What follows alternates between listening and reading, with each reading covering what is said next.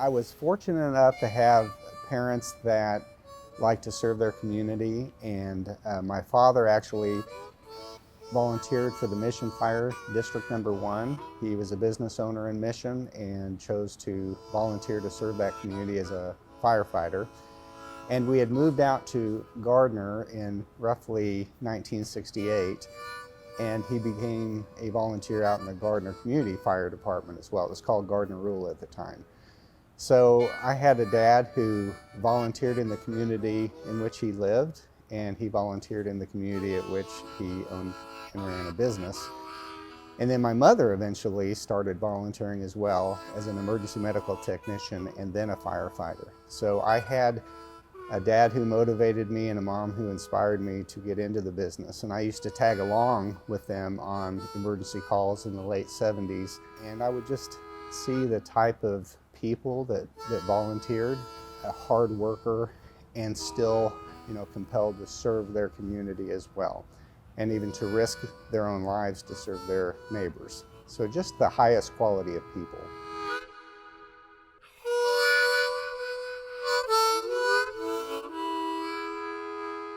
I watched my dad reach through a burning car to rescue a man that was totally immersed, totally engulfed in flames. He reached through, cut the gentleman's seat belt, and helped pull the man out of the car to safety. And I saw the man a year later. He still had socks on his arms and shook my dad's hand and hugged him.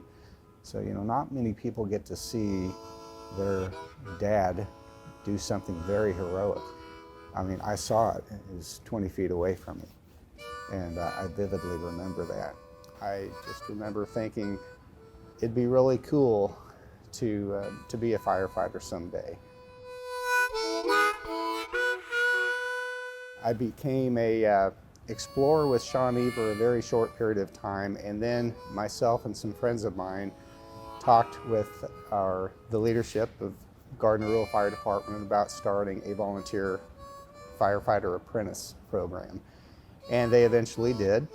So we became volunteers roughly 1978, I believe, and two friends of mine and I went to EMT class in 1981. We would get out of high school and go to the community college and worked to get our emergency medical technician certification.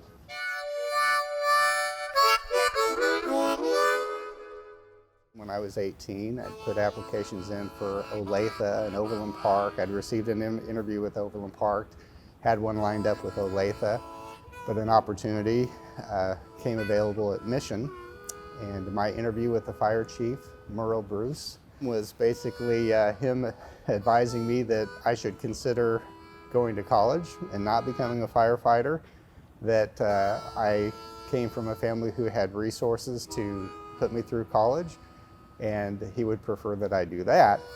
And I explained to him, no, I really want to do this. I have a passion about being a firefighter. And he said, well, it's against my better judgment, but I'll hire you. So that was my interview to get on with Mission Fire Department.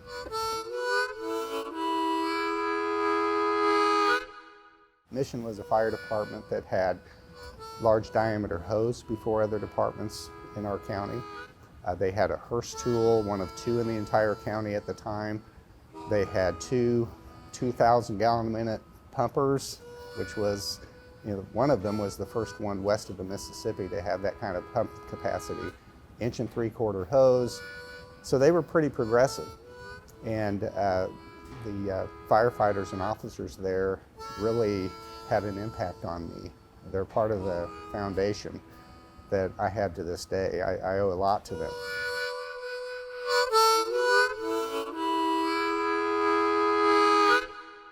When I got my EMT certification, my dad's rescue squad it was a heavy rescue squad out of Mission, was called into the Hyatt Regency back in July of 1981. And I remember my dad saying, hey Mike, there's been a floor collapse in Kansas City. We've been called in to assist. Would you like to come along on this? You probably will be able to do some splinting and things. He had no idea what we were going to roll upon.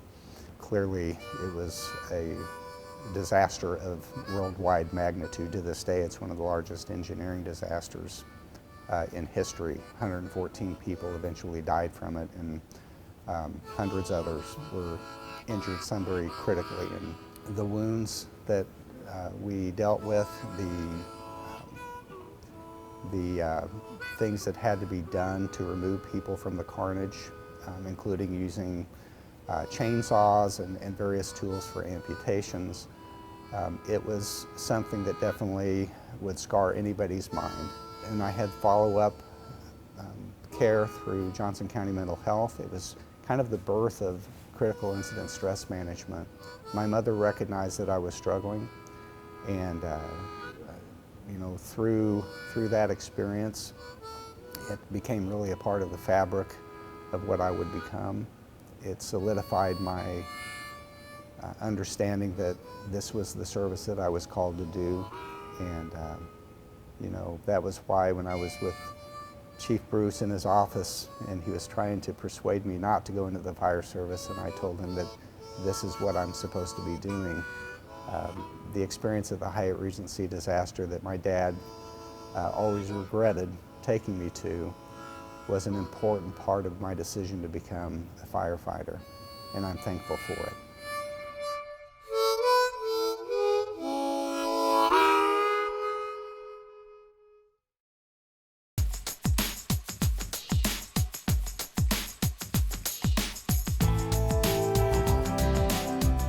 Ron Bird, one of the 3 EMTs at Mission Fire Department, he knew that Henry DuPont, who also is a firefighter at Mission, and myself had aspirations of advancement. And you could just see a lot of growth happening in Overland Park, and they had a number of stations and were looking to open more. So he really pushed us over the fence to say, you know, you guys need to do this. This is where you're supposed to be. And so we both applied in 1986 to go to work for Overland Park. I had mixed emotions about it because I had loyalty to Mission, who had given me a chance, given me an 18-year-old boy a chance to get into this business, and I had loyalty to the people there as well. I was at the National Fire Academy taking chemistry of hazardous materials in 1987 and received a note from the clerk's office there that advised me that I had been hired with Overland Park Fire Department. And the neat thing is, Hank was also hired there, so we both went to work for Overland Park in 1987.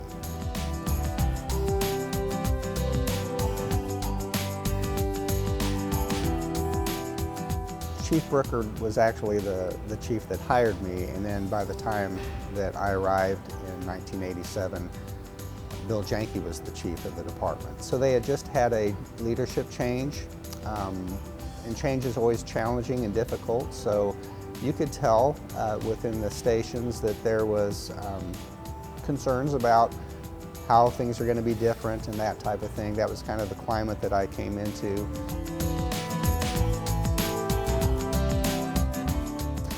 Overland Park, the stations ran more independently than I had expected. There was some autonomy in how fire calls were ran. They had more resources, but the stations had similar staffing from when I was at Mission. So, you know, you were on your own for a while before you received help from the other stations.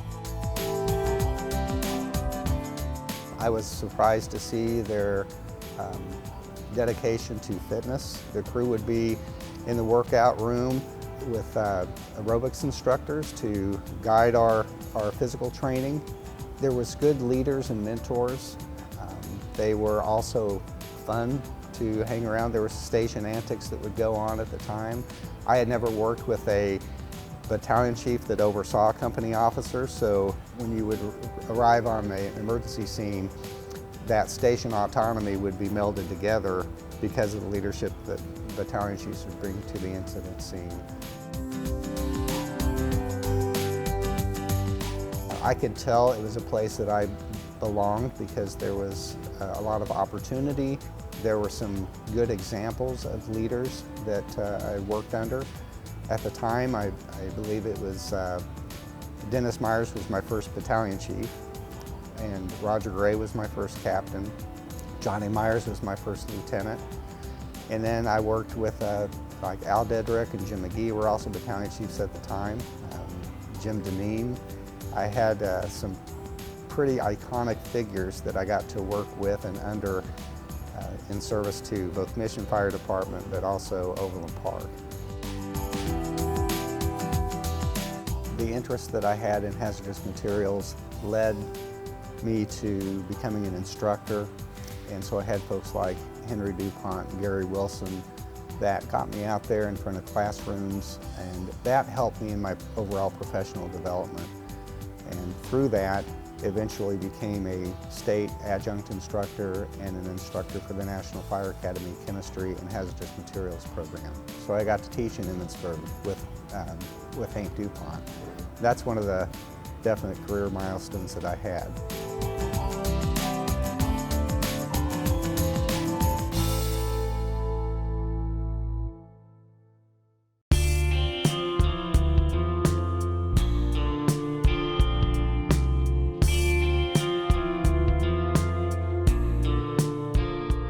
I really appreciate that Brian Diener chose me to be his deputy.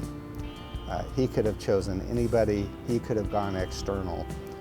He felt it important to go internal. He felt like there was internal talent, and I think that he saw value also in the experience that I brought to the table. It's a risk to make that decision that's going to be probably a long-term decision, especially if you're a young chief, and Brian was. That relationship needs to stick. I can remember coming in from the south part of town shortly after making deputy chief and cresting the hill at night and seeing just the magnitude of the city of Overland Park. And there's a lot of responsibility there, that you know that if anything goes down that's serious, people that I care about and that I'm in charge of are going to put themselves at measured risk to take care of that problem. And it's a big responsibility, and it's a big concern that weighs on your heart, that you want to make sure that your people are prepared, that they're ready to respond, that they, most importantly, know how to truly measure risk, to do that risk assessment, and to have the skills, the practiced skills and readiness to be able to respond to that person in crisis. And I have been blessed with great confidence and great reason to have that confidence because of the workforce that we have. As deputy chief, I've been a part of becoming an ISO Class 1 department, being an accredited agency, and on a very short list of having both. I'm proud that I was involved in the chain of command group of what would become the MedAct Overland Park partnership. I think that grew our professionalism and service delivery with regards to emergency medical service and being an advanced life support agency. I feel like we've been on the cutting edge of service delivery. I'm very proud of our metrics with regards to CARES data and our response to cardiac arrest, our successes there. How we have embarked upon compressed air foam extinguishing, that we use positive pressure attack, that we incorporate ways to reduce our risk and address the fire quickly, but also place the safety of our responders at a very high priority and try to do that very effectively and very efficiently. So I'm very proud of that, evolving our processes of how we serve our customer in both fire and EMS. I'm going to miss it all. I'm going to miss, you know, the times of great triumph that we've had, great successes that we've had together. I'm going to miss those funny moments. I know that I'm going to continue to stay plugged in, and we'll visit and know when's the right time to come and when's the right time to leave. I so love this organization and its people, so I just can't see myself being totally separate from it. So I'll continue to visit. So I'll miss it all. I'll even miss the moments of of great pain and anguish that sometimes comes with being in the fire service. We see people at their best and at their worst at times. I had a lady that lost her son. It was a teenager that had succumbed to an asthma attack within their bathroom. He was up against the door, so they were unable to even get the door open. My lieutenant at the time kicked the door off the hinges, and we brought him out and worked the cardiac arrest, and it was unsuccessful. I got a letter from her, telling me that she greatly appreciated that we did everything that we could to save her son, and that she knew that we were hurting too. Incredible. Those are the kind of people we serve.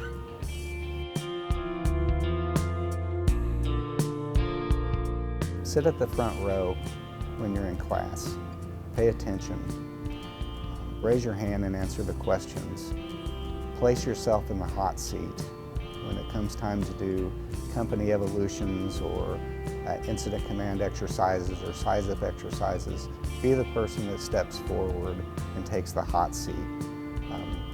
That will help grow your ability to accept failure and your own vulnerabilities. And you'll learn from that experience, and you'll also set an example for others. You may get teased a little bit, but they also hold admiration for people that step forward, put themselves out there. If promotion is not in the cards for you, it's not your professional ambition, grow outward. It doesn't always have to be a vertical growth. Grow outward and serve in a greater capacity. Nobody wants on their epitaph to say that I got by in my professional endeavors. Do the best you can, and set a good example for those around you, for your children. I hope that I have lived out through my professional career far more than I could put into words. So I hope that I've done that.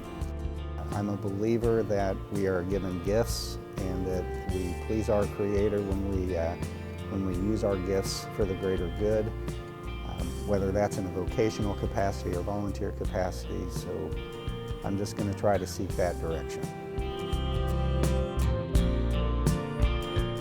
When you leave an organization, you want to be sure that you part on good terms, and so for anybody that I may have offended, for anybody that I may have been too curse with, I apologize for that. I truly care about the men and women that serve this organization. They have a great impact on me. I wouldn't be who I am without them, and I really appreciate that, and always will.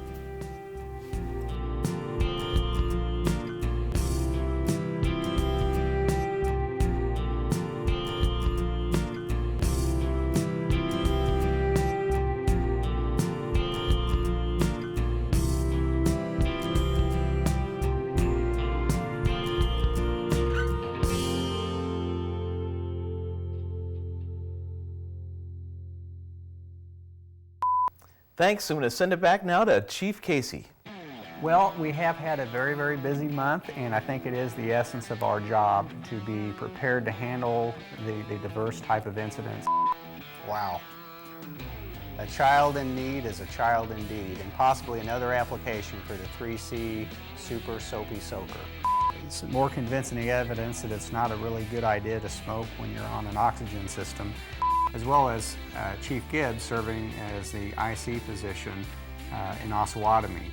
We've talked about sending Chief Gibbs to Osawatomie before under different circumstances, and let's not forget about firefighter Warren, who I understand can hum the Star Spangled Banner while she drinks water. Great job, Tara. In case you guys were worried about me, I have caught my breath since the 9/11 stair climb. Take it away, Mike. Well, thank you, Chief Diener. And if fish tacos is the secret for that physique of those two guys, I guess I'm in on that. That's pretty cool. Early intervention by BLS crew, by our BLS crew that was able to start. I better drink some water here. I get choked up about this. It's such a great story. Angela, if I want to take a walk down memory lane, I just pull out my trusty ID where I, like John Heffernan, haven't changed a bit in the last 15 years. And that's all I have for FireCom PIA, and it'll be back to you, Chief Demon.